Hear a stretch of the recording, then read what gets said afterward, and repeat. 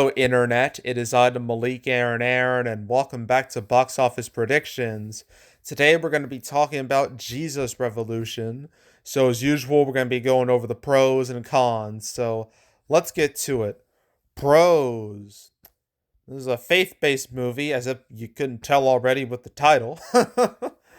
And faith based movies, they have a weird history, but usually like when they hit.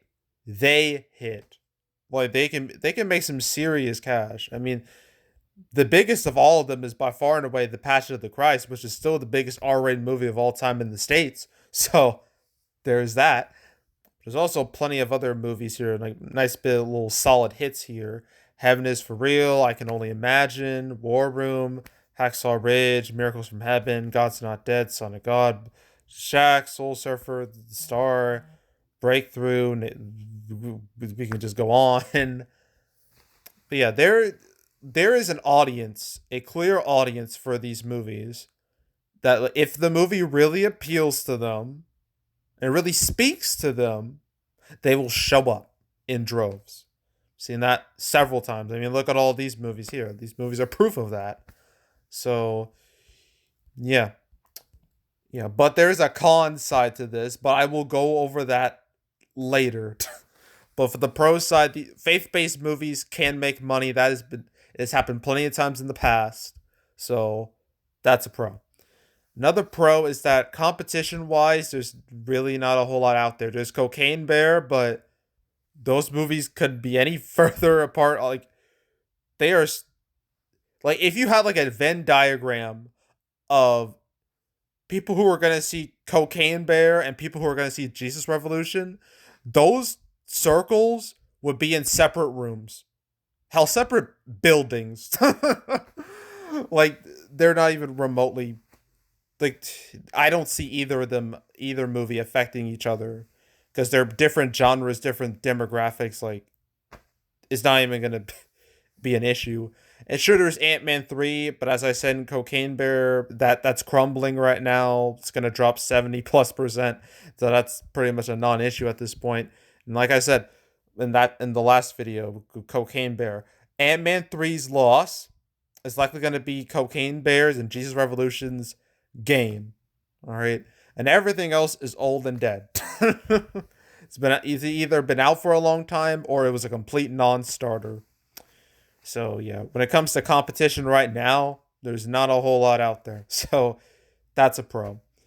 Um, Trying to think of some other pros. Well, apparently, according to the poster, it says from the creators of I Can Only Imagine. So let's look at that real quick. I kind of glossed over it a little bit, but let's talk about I Can Only Imagine. So I Can Only Imagine came out in 2018, like mid March. So at this point, Black Panther was just dominating everything in its path. And I Can Only Imagine was expected to do that great. It was kind of like it seemed like the odd one out. I think the two movies it was going up against were Tomb Raider, if anyone even remembers that movie, and Love Simon. It was those two movies. But I Can Only Imagine found an audience, and it opened with $17 million, which was really strong, and only like 1,600 theaters, which is great, legitimately great. And then its holds after that were really strong too, like 20%, 23%. It had legs. It went on until Infinity War killed it. But its total ended up being $83 million, which is super impressive. That's actually more than the two movies it opened against, which is again very very impressive. Like say Tomb Raider, that only made $58 million domestically, and Love Simon made $40 million. So the fact that it made more than those two movies in less theaters, super impressive. So, and I imagine a decent amount of people who saw that movie are gonna see this one too, because it made by more or less the same people. So yeah, I would consider that I can only imagine Connection to be a pro here. And I'm trying to think some other pros. What is the cast? Who we have?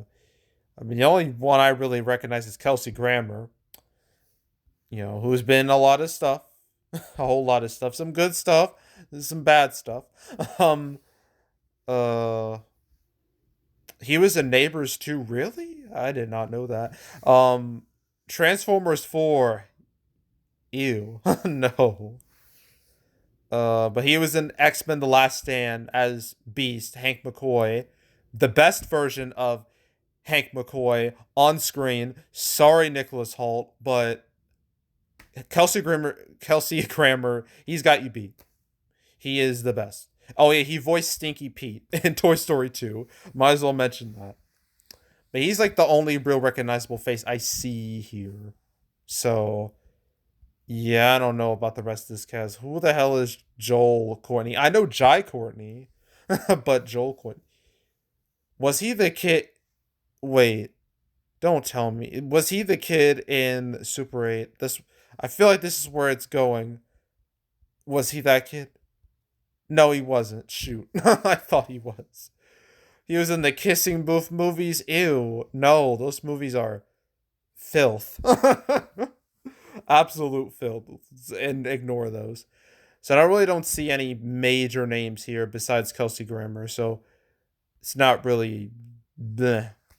I'll just put that more middle ground. It's not really a pro, but it's not a con either. But I might as well mention it's Thursday previews. Like, you look at this number, 3.3 million, you're like, damn, that's really good.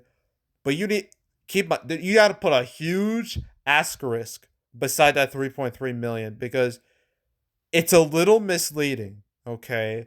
See, this movie had screenings earlier in the week, I believe on Wednesday, and I have to look this up off screen. And apparently those accounted for more than $2 million. This is taking a minute. I'm going the deadline because they're showing off like the most recent projections for these movies. Yeah, Ant-Man dropping 71%.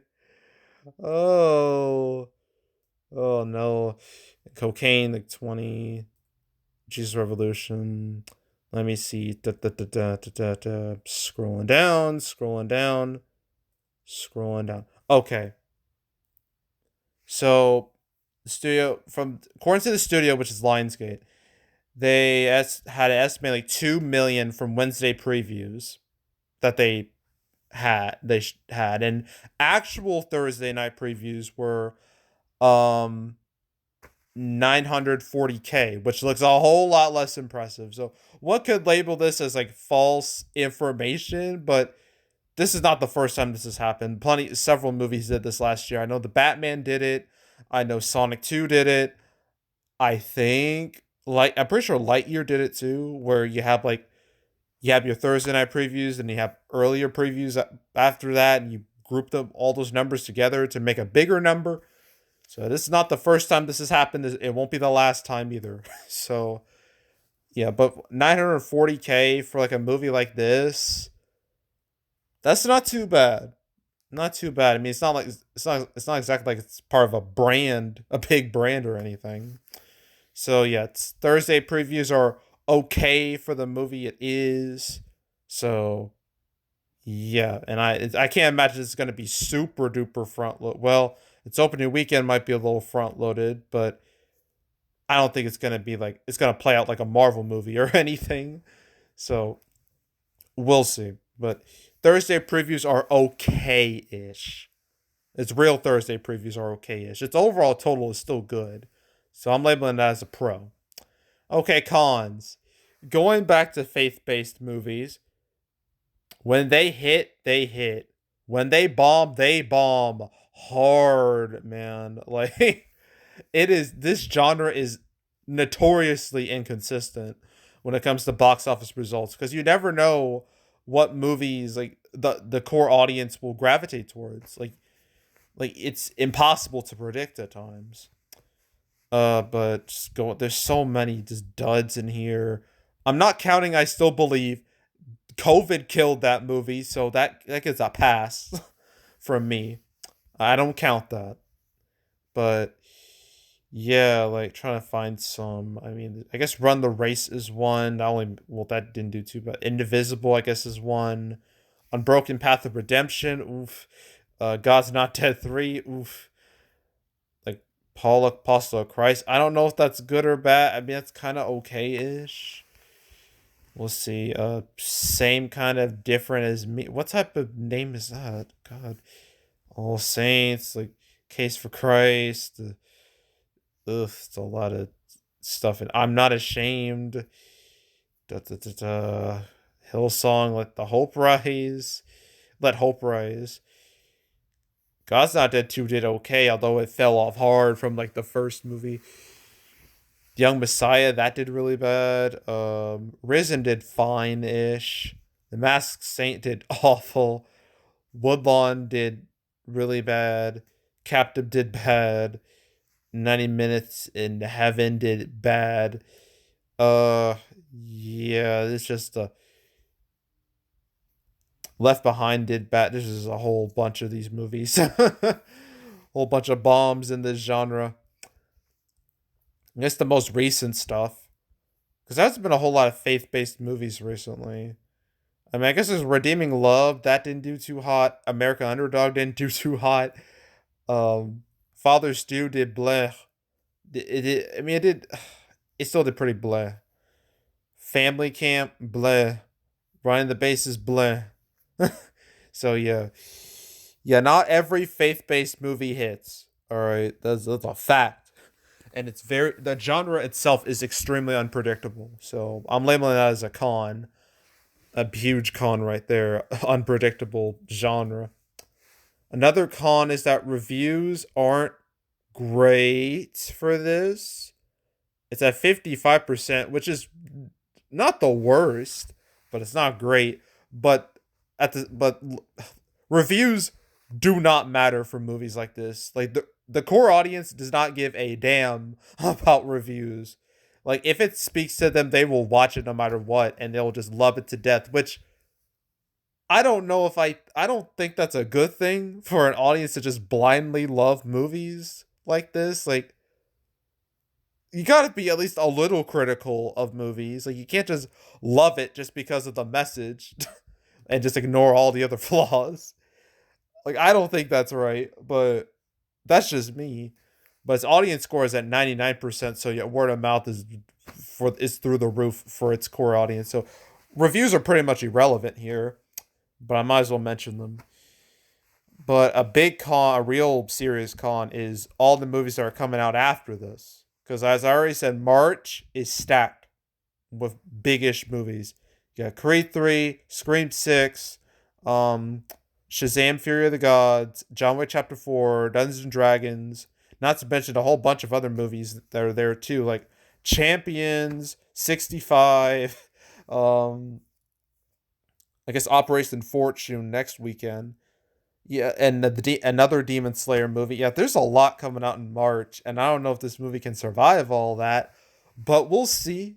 It has the chance. I mean, it's pretty much like when it comes to faith-based movies, it's the only one out there, so it could definitely, survive. It could survive, but we'll see. But yeah, upcoming competition is a con, definitely.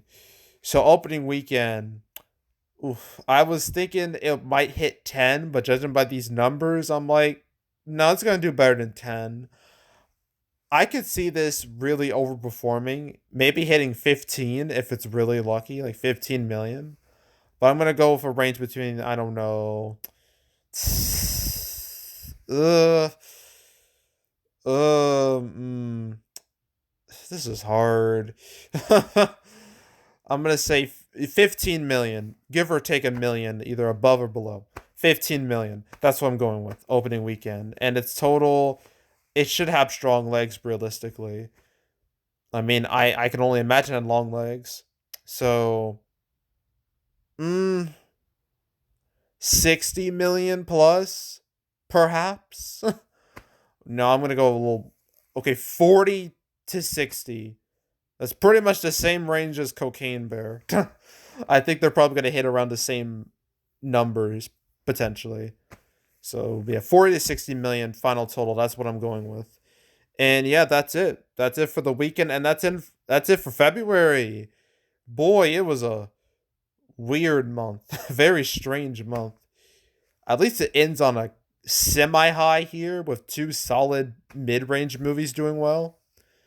So, but yeah, it was a weird month. It's gonna be interesting to talk about it when it comes to my recap video coming up. But anywho, yeah, and next weekend, we have three movies. I thought it was two, but now it's three. It's the exact opposite of this weekend, where I thought it was three, then it became two. Now it's doing the reverse. Got Creed 3, got apparently another Demon Slayer movie. What this title that I don't feel like saying, and Operation Fortune. So, yeah, look forward to those, and yeah, stay tuned for those. And yeah, that's it. That's all. Make sure to subscribe, like this video, leave a comment, turn notifications, share the whole drill.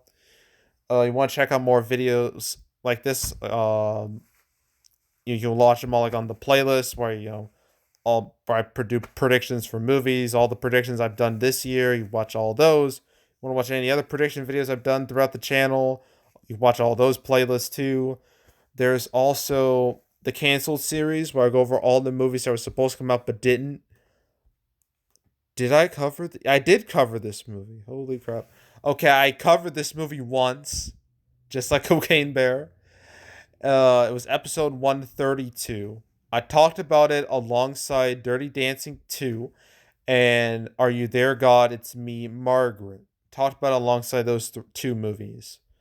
So if you want to watch that episode or any other ones I've done, there's now 178 of them. So you have plenty to choose from. So if you want to watch any of those videos, watch them all from beginning to now. I highly encourage it. So go do it. And there's also box office recaps where I go over the box office results for any particular month. February recap will come out the first week of March. It should. Probably, hopefully. We'll see. I'll let you know if anything changes. But yeah, that's the plan for right now. So yeah, I look forward to that. But if you want to watch any of the past recap videos on the channel, you can go right ahead. And yeah, that's it. That's all. I am out. Goodbye.